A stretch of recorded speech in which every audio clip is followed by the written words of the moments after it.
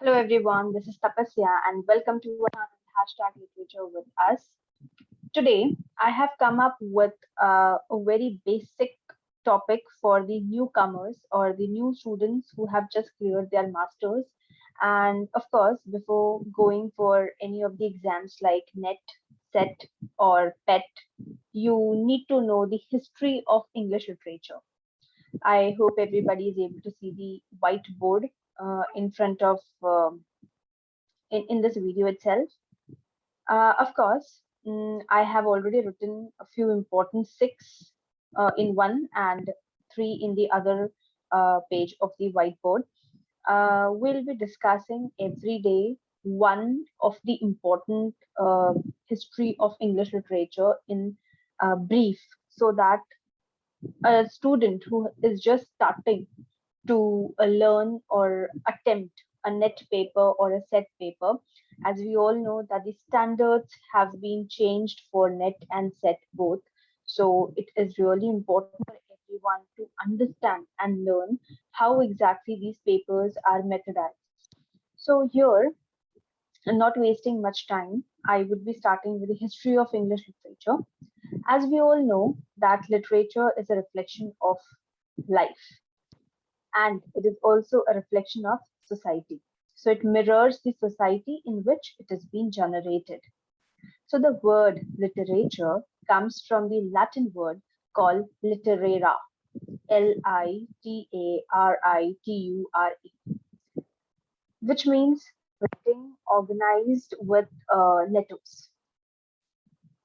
Now, if we see that we classify literature according to languages, the origin, and historical period, the genres and subject matter. Initially, literature was a form of entertainment for the people. So over the time, it attained the purpose of reform as well. So the writer stated highlighting the social issue in their writing, and thus it became a medium to draw the audience attention to certain matters and urge them to think about the reforms. Now, English literature, however, emerged with the beginning of history of English people. Remember that. And it refers to all the literary works, that is, novels, short stories, poems, fictions, non-fictions, and plays, which is being composed, of course, in English. Now, the earliest work of English literature mirrors the life lived by the people of that region at that specific period. For instance, all the changes undergone by English society from the earliest to the modern time have left their imprints on English literature.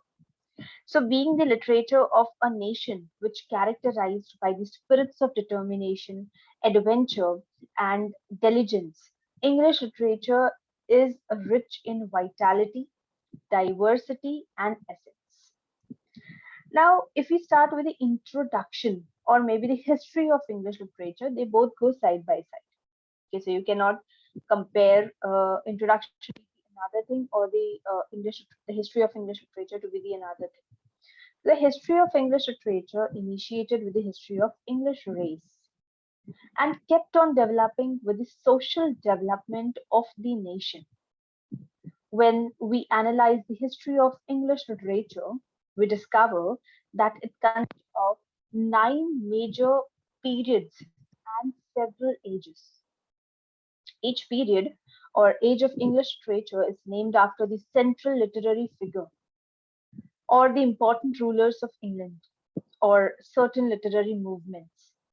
Moreover, each period or phase of English literature has its distinct characteristics. What are the important eight major periods in English literature? The first one, if you see, it is Anglo-Saxon period. Second is Anglo-Norman period, which starts from 1066 to 1500. Age of Chaucer, which I have kept purposeful because there are a lot of important works written in the age of Chaucer. So it is from 1340, which starts with the birth of Chaucer, and it ends in 1400 with the death of Chaucer. The Renaissance period, which starts from 1500 to 1660. Then comes Neoclassical period, which starts from 1660 to 1798. The Victorian period, which starts from 1837 to 1901. Before Victorian period, you can also mention Romantic period.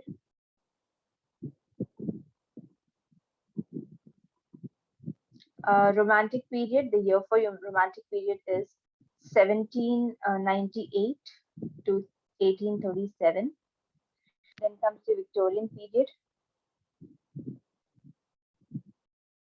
Then comes the modern period, which starts from 1901 to 1945. And the end, the ninth important period is the contemporary period, which starts from 1945 till today. So today that we live in is the contemporary period. Remember that. We'll be starting with the first important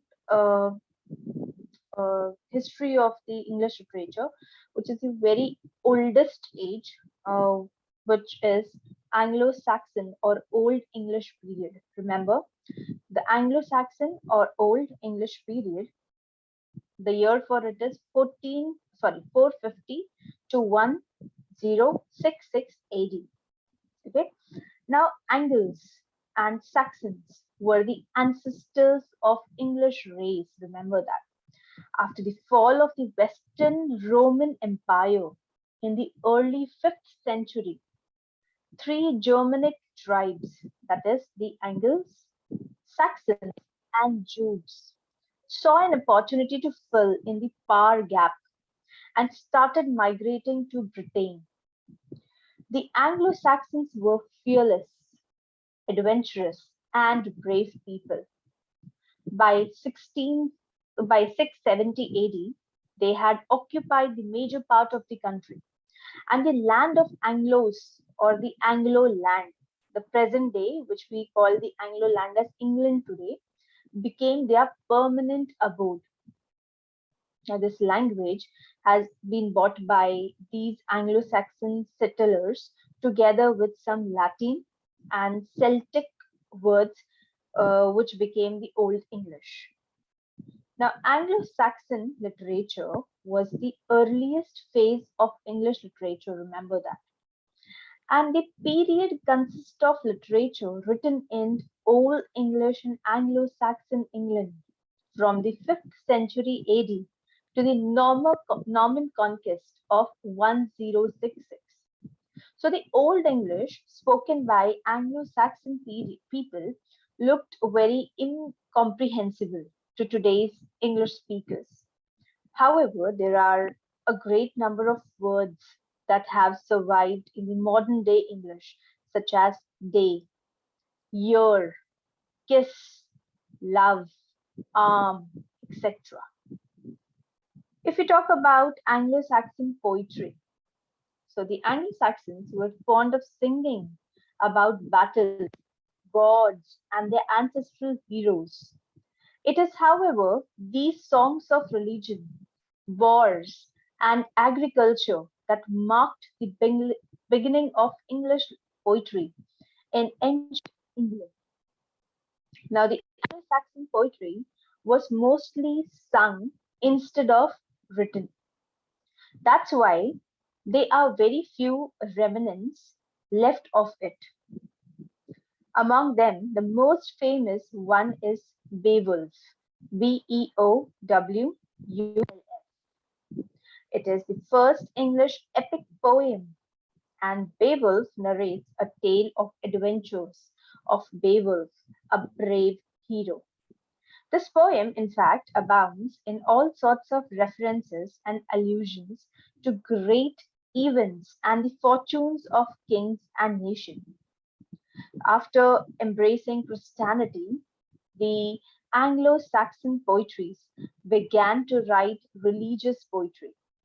Therefore, the major portion of Anglo-Saxon poetry encompassed religion. The most famous religious poets of Anglo-Saxon periods were Cadmon and Cynewulf, Caedmon, and Cynewulf, Cynewulf. Now, Cadamon is famous for his hymns in which praises in honor of God. And Cinnabal's famous religious poems were Juliana, the Faith of Epistles, Christ, and Eileen. Among them, Christ is the most popular one, telling the event that occurred in the life of Jesus Christ.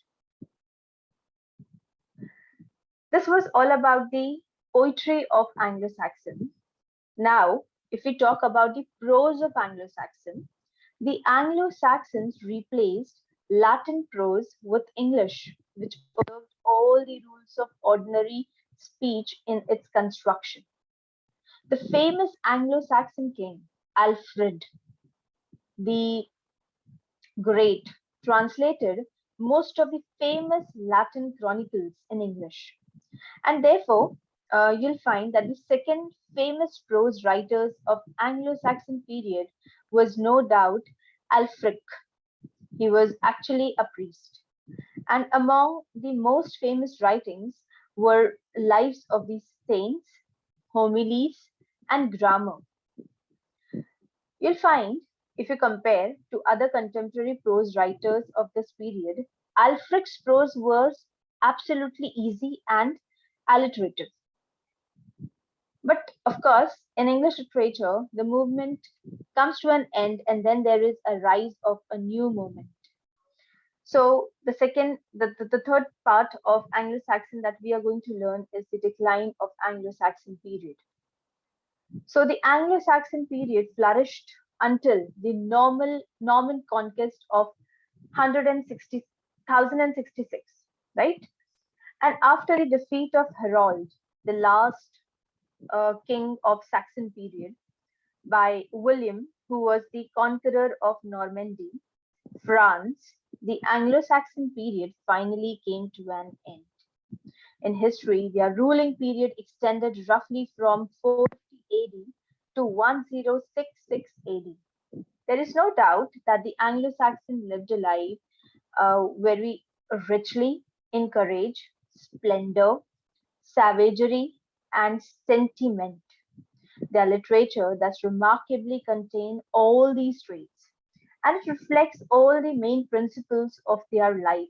For instance, the love of personal freedom, religion, appreciation for womanhood, responsiveness to nature, and the struggle for glory.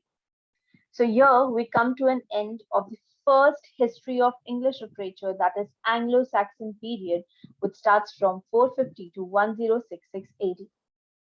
So that's all for this audio that's all for this video lecture.